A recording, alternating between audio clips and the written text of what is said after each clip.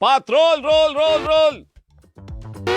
Basta't may nangyari, nakareport agad sa DZMM Radyo Patrol sa East 30. O, eto na partner. Kausapin na natin para marinig natin direkta yung paliwanag. Ito ba madedescalate ang init ng ulo ng mga yan tao? ang purpose natin.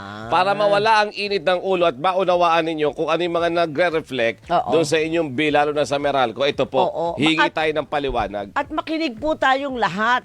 Para pagka nagpaliwanag po ang Meralco, isahang lang bagsak ito para hindi na tayo yung humahaba pa yung usapin, yung reklamo natin. Sasakitan lang po tayo ng puso niyan ng loob, May stress lang. Kaya naman kausapin natin ang Vice President at Head of Corporate Communications ng Manila Electric Company o Meralco, si Sir Joe Zaldariaga. Sir Joe, magandang umaga. Manong Joe, good morning. Good morning po. Hi, good morning, Doris. Good morning, Robert. Robert po, opo.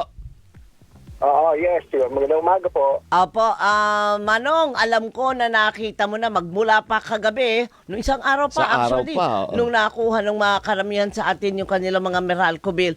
Ang dami pong nagmamarakulyo. Ang dami po talaga nagdadabog. Bakit daw nagkaagano ng kanilang Ang taas daw, Manong ang Joe. taas. Ano po ba sa palagay meron nyo? kasi. Opo, go ahead.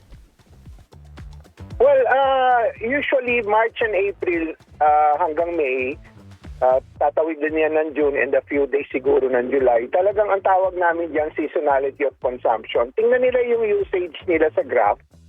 They will really see an increase. Unfortunately, merong mga nagpapakalat na ito daw ay dahil dun sa mga public policy charges, no? Particularly yung lifeline rate at saka yung senior citizens discount. Ang driver talaga ng increases every month ay itong generation charge.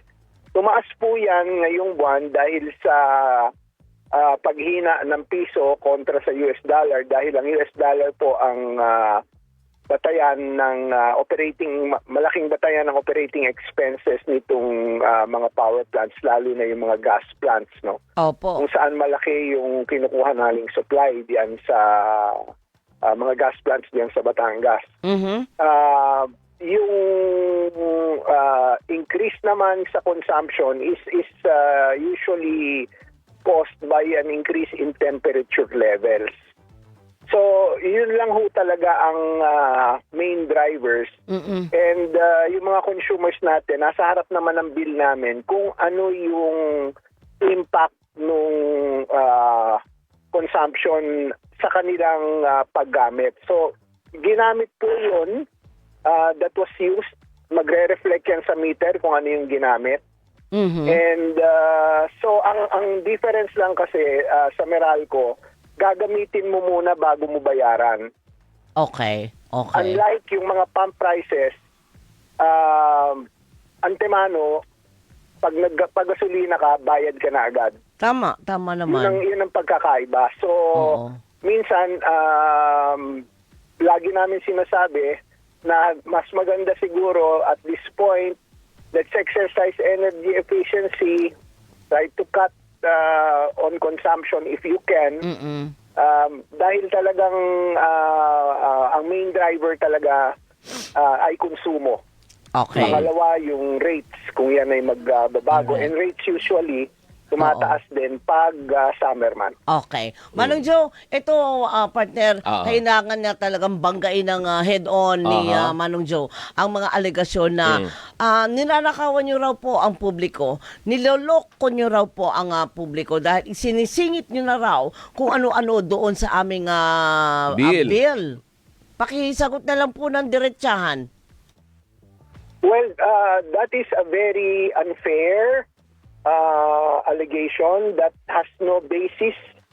That is, let me state for the fact, medyo irresponsible statement po yun. Kasi yung mga sinasabi nilang lifeline at saka yun yung madaming basehan sa social media. Kaya nga ako, I'm also an advocate of media and information literacy.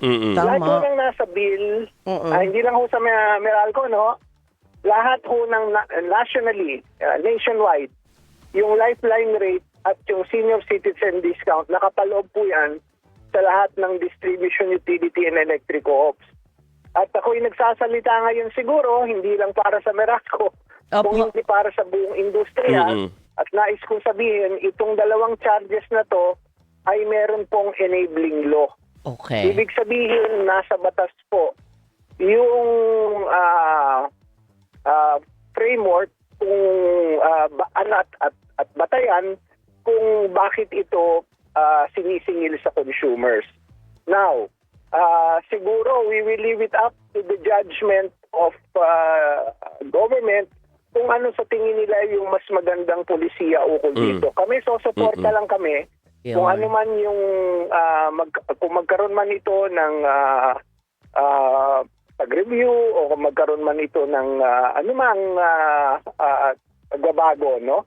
Pero as far as Meralco is concerned, wala po ni isang sentimo na pwede namin singilin ng hindi po aprobado ng Energy Regulatory Commission. Pangalawa, wala po kaming pwedeng i-implement na rate ng walang prior approval. Ulitin ko po, wala po kaming pwedeng implement na rate na wala hong prior approval. Ibig sabihin, kung hindi po yan aprobado sa gobyerno, kung hindi po yan aprobado sa ilalim ng batas, hindi namin yan pwede ilagay sa bill namin. So yung statement na yan, Doris, is very unfair.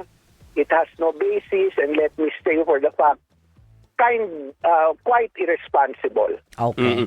Sir Joe, isa rin siguro para mas maintindihan nila, alam naman natin na hindi Meralco may kagustuhan nito, Yun yung na nga. lifeline rate, lalo na doon sa mga 4-piece beneficiaries. Kasi kapag ang kumakalat kayo, di ba, sasabihin... Robert, medyo mahina ang dating ninyo.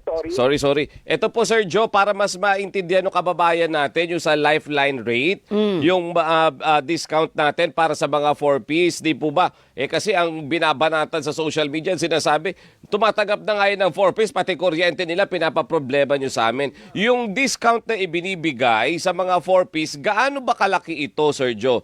Sabihin na natin per household. Ganda ng tanong mo. Ang rate ng lifeline ay 1 centavo per kilowatt hour. Kaya nga yung claims na ito yung nagpataas ng rate ngayong buwan, hindi ko alam saan ang gagaling yun. 1 centavo per kilowatt hour. So for example, ikaw Robert, 300 kilowatt hours a month yung konsumo mo. I am assuming meron na yung aircon, no, na nagagamit, etc. 3 piso po yung contribution doon sa lifeline rate. So because it is only 1 centavo per kilowatt hour. Ito naman sa senior citizen, this is equivalent to 0.0001 per kilowatt hour na singil sa mga customer. So kung 300 kilowatt hour user, ang contribution niya mga 3 sentimo.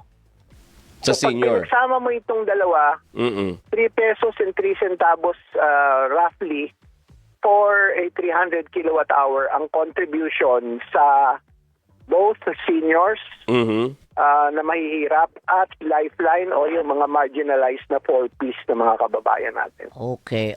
So kung ang bill mo nasa around 4,000, no? I'm just stating rough facts. Opo. Rough figures. Mga 3 piso. Ayun. In contribution. All in na yung contribution na yun. Lifeline and senior citizen. Oo, Yung lahat. contribution for lifeline Oo. and for Senior citizen. Senior. citizens. Okay. Yung sabi mo kanina, 'di ba, parang ang lumalabas ay kailangan naman din tayong makipagtulungan. Pero ang sinasabi naman ng iba doon Doris, sa I'm sorry, hindi ko marinig po. Sorry po. Mahina yung ano ninyo. Oo nga, mahina ang Baka signal. pwede yung taasan ng konti yung volume. Alright. Manong Joe, yung sinasabi ng ibang netizen, naghihingi kayo ng kooperasyon at understanding mula sa inyong mga customer, pero bakit daw hindi ninyo ginagawa ang inyong duty? For example, ayusin daw po yung mga kable at magkaroon ng tamang monitoring at bantayan talaga, lalo na po yung mga nagja-jumper. Well, I will respond to that. Meron kaming programa ngayon, yung Anti-Urban Blight Campaign, Hindi ko alam kung I joined that from time to time. Ongoing po yung operations namin para ayusin yung aming mga facilities. Doon naman po sa ano yung last, Doris, I'm sorry, yung question mo. Opo. Yung pati pagmo-monitor daw sana doon sa Oo, mga bantayan, nananakaw na kuryente, Oo, yun eh. para hindi na po Yes, nababawasan o binabayaran pa ng ongoing po consumer. rin yung efforts na yan. Actually, as far as system loss is concerned, yun nga pong sa pilferage is already less than 1% of maliit na portion na lang po yung sa pilferage. Kasi ginagawa namin dyan, inaakyat po namin yung mga metro sa mga areas kung saan maraming cases ng illegal connections, tampering ng mga facilities, at yung direct connections na illegal, yan po is continuously being addressed. So all of these things is part really of our responsibility. Yung social media criticisms, we welcome that actually. Opo. Ano naman nila, karapatan naman nila yan. But we will respond based on what we need to do Ayan. in ensuring na we will be able to provide electricity 24/7. I think our record will speak for itself compared to the other jurisdictions. Ang Meralco naman, as far as the guaranteed service levels are concerned, naaabot naman namin. In fact, we are in a good position as far as our service levels are Ayan. concerned. Ganito na lang, partner, Sir Joe. Ibigay nyo po yung inyong hotline nga po Ayan. para if nalilito-lito sila, may magpaliwanag din sa kanila ng direkta. Di ba? Kesa sa social media sila nakikinig, Manong Joe. Correct. Ano po ba yung hotline ng Meralco na pwede nilang tawagan or pwede nilang kumausap sa kanila para Tama, ma-explain yung tama. mga tanong nila doon sa bill nila, Sir Joe? Yeah, oo. Unahin ko na lang, meron kaming social media account. Ayan. Facebook po, www.facebook.com/Meralco. Nandun din po kami sa dating Twitter o yung ngayon na itawag na X. At Meralco, pwede rin sila mag-text.